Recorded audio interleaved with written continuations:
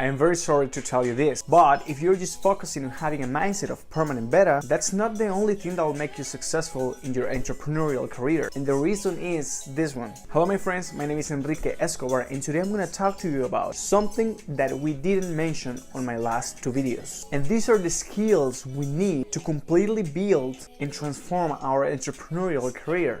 So let's start with this. Something we need to develop is our competitive advantage. And what I mean by competitive advantage are our assets, our aspirations, and the market realities. So let's think about these three things as puzzles. Puzzles that we need to put together in order to build our competitive advantage. So first, let's define what are our assets. But why our assets? Our assets are the things we already have, the positive things that make us differentiate ourselves from other people. Because remember, people won't remember us if we don't differentiate ourselves. But if we want to build something, we have to build it based on the assets we already have. For example, Larry Page and Sergey Brin started Google based on their assets. What were the assets? These guys were in a computer science program, which means they started focusing on something they already knew, something they already owned. And that's why they had so much success. Another example would be Donald Trump. I know some of you don't like Donald Trump, but because we're smart people, we can take the good things from people, we can pick the good things that people have and stay away from the things we don't like. So Trump, he started a real estate firm, but he did it because he focused also on his assets. His father used to be a wealthy real estate developer, so he learned from him, and then he built his project based on his assets that he acquired by learning from his father. But in order to distinguish what our assets are, we need to know that there are two types of assets: soft assets and hard assets. Soft assets, as many of you already know, are the things you can't trade directly for money. For example, the information we have in our brain, which is knowledge, also the professional connections we have, the people we know, all this networking, including the skills we already mastered, the skills we already have, that we have developed over the years. And we can't forget our reputation and our personal brand. And lucky, many of you are already building your personal brand. And yes, a personal brand is a soft asset.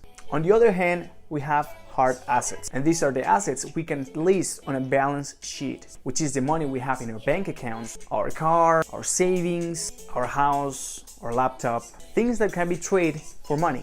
And you might be asking yourself, which of these is more important? Well, hard assets are actually very important, because if you don't have money to risk, if you don't have money to survive, well, you'll be more willing to stay at your regular job. Instead, the other person who have more assets is able to take more risk and to start building his business or his career in a more aggressive way. But let's not depreciate soft assets. And the reason is, let's say we go to a party where we're having some networking and we're meeting people that have many problems. And we start asking these people about their problems and issues. And we realize we start coming up with really good ideas to solve these people's problems. Or we realize we know someone that can help them out. Or even just that we realize that we can solve that problem very easily. Just because we have very strong assets. Soft assets that have allowed us over the years to develop skills that make us better than them. Of course, in our career.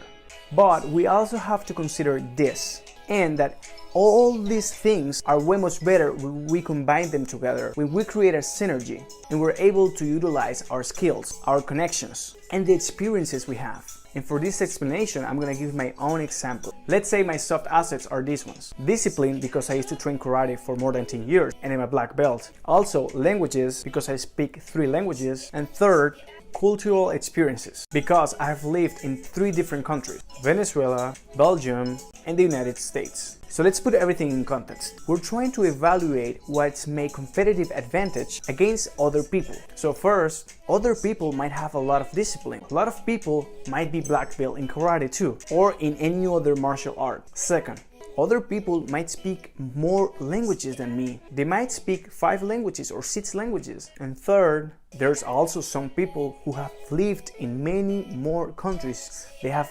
traveled to 60, 80 countries in this world. But what's my competitive advantage against them? Well, my competitive advantage is that I have all these 3 things. I have all these 3 different soft assets that will allow me to differentiate from them, to have a different perspective and solve problems in a different way. There are many Venezuelans that lived in other countries. There are many people who speak other languages. But I am a Venezuelan who speak 3 languages, who is black belt in karate, and I have lived in Belgium, United States, and Venezuela. So my competitive advantage against other people who want to create businesses is that I have all these soft assets that they don't have. They might have one or two, but they don't have all of them or the same experiences that I have.